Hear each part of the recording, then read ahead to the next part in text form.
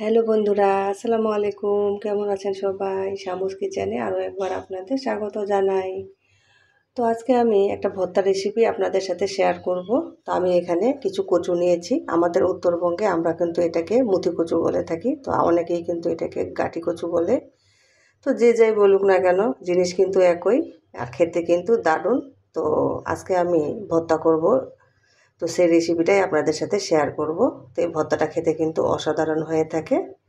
তো প্রথমে আমি কচুগুলোকে ভালোভাবে ধুয়ে পরিষ্কার করে সিদ্ধ করে নেব। তো ফিরে আসছি কচুগুলো সিদ্ধ হওয়ার পরে। তো কচুগুলোকে আমি প্রেসার কুকারে 3টা সিটি দিয়ে সিদ্ধ করে নিয়েছি। তো উপরের স্কিনটাকে আমি ফেলে দিয়েছি। তো এখন আমি ম্যাশ করে নেব। আর কচুর মুথুগুলোকে আমি ম্যাশ করে নিয়েছি।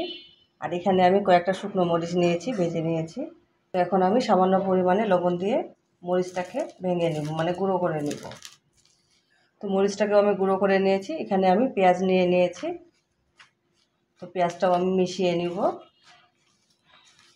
তো এখানে আমি সরিষার তেল নিয়ে নিলাম। তো তেল দিয়ে দিচ্ছি।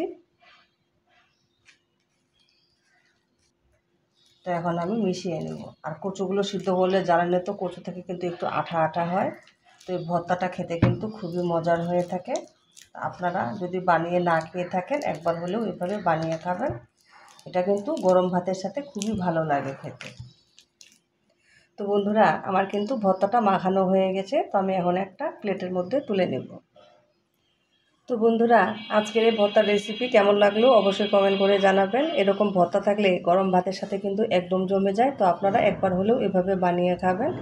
তো এরকম ভর্তা থাকলে কিন্তু আর কিচ্ছু লাগে না ভাতের সাথে। তো আশা করছি আজকের এই ভর্তার রেসিপিটা আপনাদের ভালো লাগবে। তো আমার রেসিপিগুলো যদি ভালো লেগে থাকে লাইক দিবেন, কমেন্ট করবেন। আপনাদের সুন্দর একটা কমেন্ট আমাকে উৎসাহ দেয়।